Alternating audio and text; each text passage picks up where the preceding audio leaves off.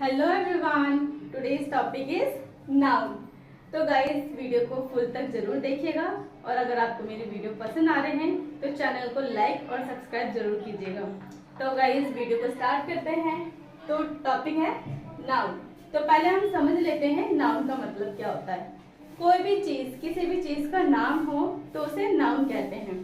तो जैसे ये चौक है तो क्या है ये? नाउन। पेन, ये है नाउन। हमारे घर में कोई भी चीज हो, हमें आसपास कोई भी चीज दिख रही होती है तो क्या होता है वो? नाउन। चेयर है तो नाउन। फैन है, फैन क्या है? नाउन। और हाउस है, नाउन। किसी भी चीज के नाम को नाउन कहते हैं। तो चलिए गाइस हम स्टार्ट करते हैं। नाउन की डेफिनेशन है, a noun is the name of a person, place, thing और आइडिया। किसी भी इंसान के नाम या जगह का नाम या फिर कोई भी आइडिया हो तो उसको हम नाउन कहते हैं। एग्जाम्पल में देखते हैं, टीचर, टीचर नाउन है। रोहन किसी का नाम है, नाउन। पेन नाउन है। बुक नाउन है। चेयर नाउन है क्योंकि कोई भी चीज है ये। तो टाइप ऑफ नाउन, हम नाउन के प्रकार को देख लेते हैं।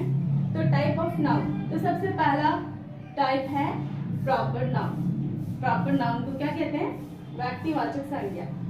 तो प्रॉपर नाउन का डेफिनेशन है, a proper noun is specific name of a particular person, place और thing. It always start with a capital letter.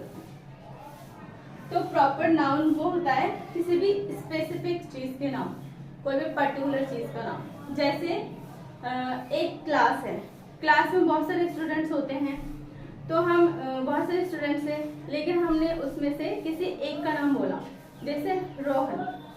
Class में तो बहुत सारे बॉयज हैं, बहुत सारे बच्चे हैं लेकिन हमने स्पेसिफिक नाम को चुना, कोई भी एक लड़के का नाम चुना, तो उसको क्या कहेंगे? प्रॉपर नाउन, क्योंकि एक व्यक्ति की बात हो रही है। ठीक है। और जैसे गंगा, गंगा क्या है? नदी के नाम है, रिवर्स नेम है। तो रिवर तो बहुत सारे होते हैं लेकिन रिवर्स की पर्टिकुलर नाम गंगा की बात हो रही है तो प्रॉपर नाउन। दिल्ली, दिल्ली क्या है? स्टेट नेम है। तो स्टेट में तो बहुत सारे नाम होते हैं लेकिन हमने पर्टिकुलर दिल्ली की बात कर रहे हैं, दिल्ली। तो Delhi is a proper noun. ठीक है।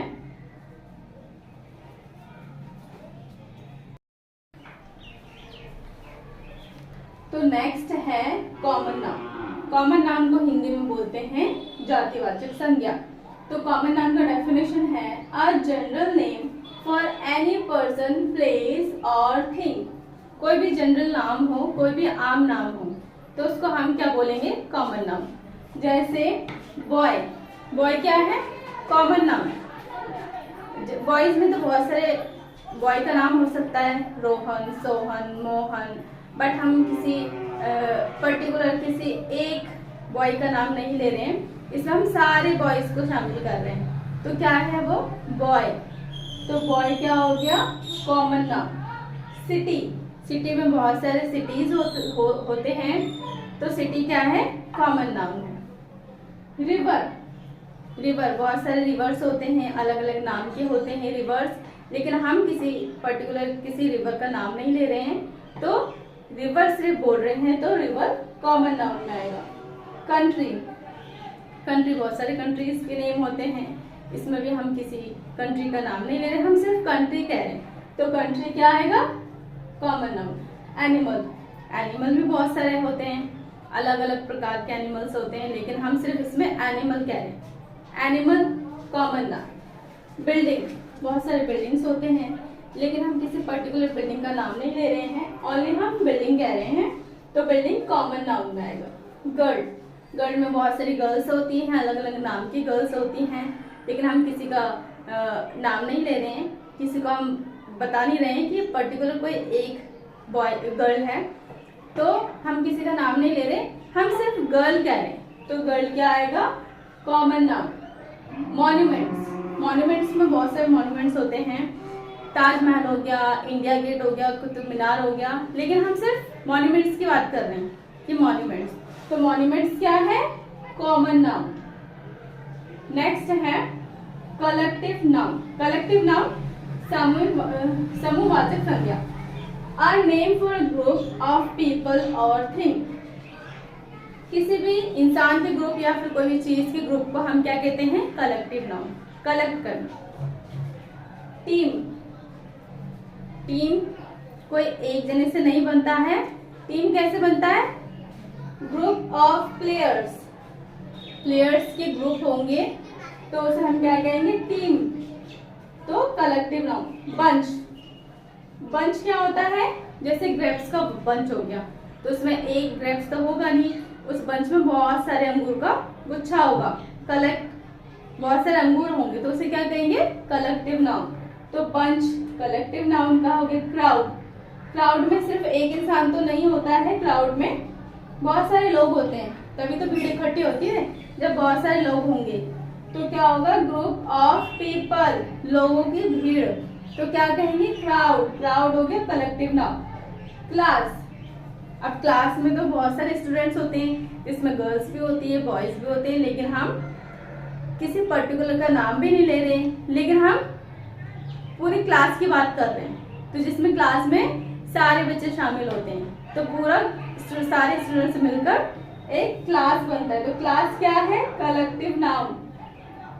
बंडल, बंडल एक चीज का बंडल तो नहीं होगा, बंडल में बहुत सारी चीजें होती है, जैसे ग्रुप ऑफ स्टिक। अब स्टिक, जब स्टिक्स के बंडल होते हैं, बहुत सारे स्टिक्स होते हैं, इकट्ठा होते हैं, कलेक्ट होते हैं बहुत सारे स्टिक्स, तो उसे हम क्या कहते हैं? Collective noun. तो बंडल क्या आ जाएगा? कलेक्टिव नाउन में बंडल आ जाएगा। ओके,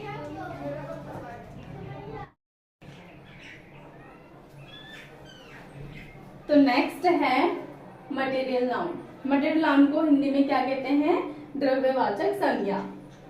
तो मटेरियल नाउन का डेफिनेशन है, a material noun is the name of a substance और material from which things are made.